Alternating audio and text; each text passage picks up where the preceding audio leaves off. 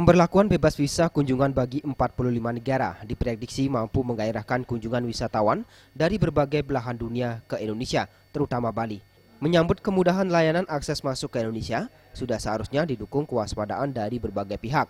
Salah satunya aparat keamanan yang berjaga di pintu-pintu masuk Bali, seperti bandara dan pelabuhan. Jika tidak, nantinya dikhawatirkan praktek penyelundupan barang ilegal akan semakin marak terjadi, seperti produk makanan hingga obat-obatan terlarang. Selain aparat keamanan, kontribusi dan peran serta masyarakat sangat dibutuhkan untuk menjaga keamanan Bali sebagai daerah tujuan wisata dunia dan bisnis. Pos keluar masuk dari wisatawan Wisman ini harus lebih ketat lagi gitu, lebih ketat karena kebelakangan ini kita dengar itu banyak juga ya barang-barang yang tidak mestinya masuk gitu, malahan saya merasa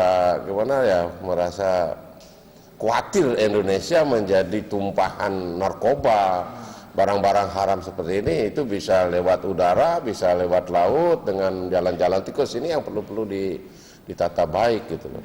Ini sekarang kalau lewat udara misalnya pesawat terbang penjagaannya ketat, itu aja bisa lolos kan. Tak hanya di pelabuhan besar atau bandara, pelabuhan-pelabuhan kecil yang merupakan jalur tikus bagi pelaku penyelundupan juga perlu mendapat pengawasan ketat aparat bersama masyarakat untuk menciptakan keamanan dan ketertiban Bali. Ari Wiratmaja dan Bayudi, Bali TV.